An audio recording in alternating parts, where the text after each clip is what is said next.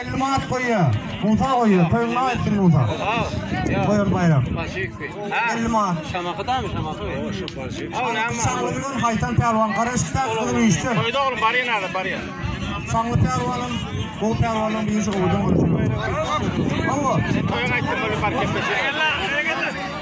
Hayır kamerası.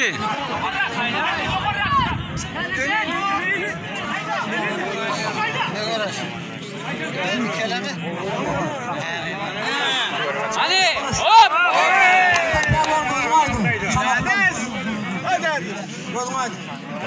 İlme durulma etti azı.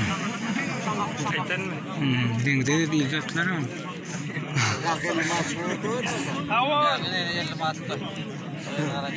Sanglı. Sanglı. İlme durulma. Şamakı geldi pelvan. Akmurat pelvan bayrak koyuyor sana. Şamakı geldi. Bambülen. Şehit Pavla'da Akmurat. Yılmaz bayrak koyuyor. Pamuk pelvan bilen geldi pelvana. Bambi. Yok mu Bambi? Gidip duran.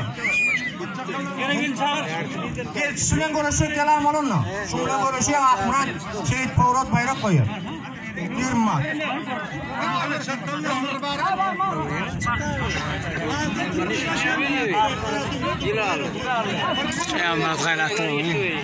Yalnız kaylattırdı. Kaylattırdı. Karranı 2 saat aradaydı. Ahmet çekiyor bak bunlar da.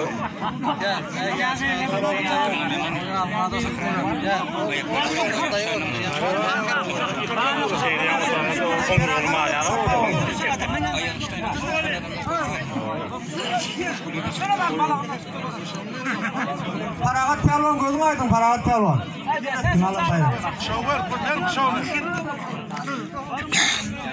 Anne ben Katar'a bardın namırı. Ayya. Bizim etrafın pelvan çok gelsin. Hayır maksat. Maksat aylana. Görüş gördürüm abi. Yang alda boşaldım yıkılma. Kaldırma Yang alda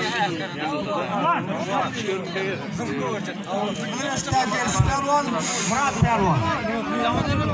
Hamaktan gelmiş pelvan.